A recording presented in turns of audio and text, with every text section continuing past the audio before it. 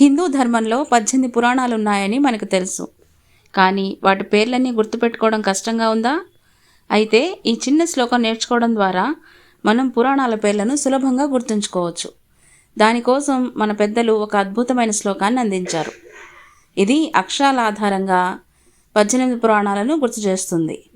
ఈ శ్లోకం ఏంటో ఇప్పుడు చూద్దాం. మద్వయం భద్వయం చైవ భ్రత్రయం వ చతుష్టయం అనాపలింగ కూస్కాని పురాణాని ప్రదక్. దీని వివరణ: మద్వయం అంటే మాతో మొదలయ్యేవి 2 పురాణాలు. అవి మత్స్య మార్కండేయ పురాణాలు. భద్వయం భా అనే అక్షరంతో మొదలయ్యే పురాణాలు 2. అది ఒకటి భాగవత పురాణం, 2 భవిష్య పురాణం. ఇంకా భ్రత్రయం బ్రా అనే అక్షరంతో 3 పురాణాలు ఉన్నాయి. అవి బ్రహ్మపురాణం, బ్రహ్మాండ పురాణం, బ్రహ్మవైవర్త పురాణం.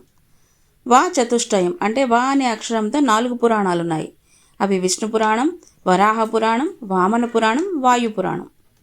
మిగిలినవి అక్షరానికి ఒకటి చొప్పున ఆతో అగ్నిపురాణం, నాతో నారద పురాణం, పాతో పద్మపురాణం, లింతో లింగ పురాణం, గాతో గరుడ పురాణం, కూతో కూర్మ పురాణం, స్కాతో స్కాంద పురాణం. ఈ చిన్న సూత్రంతో మీరు ఎప్పటికీ పురాణాల పేర్లను మర్చిపోరు. ఈ సమాచారం మీకు నచ్చిందా? నచ్చితే ఒక లైక్ చేసి మీ ఫ్రెండ్స్ అండ్ ఫ్యామిలీతో షేర్ చేయండి. అంతేకాకుండా మీకు ఒక చిన్న ప్రశ్న: పా అనే అక్షరంతో మొదలయ్యే పురాణం పేరేంటో కామెంట్ బాక్స్లో కామెంట్ చేయండి.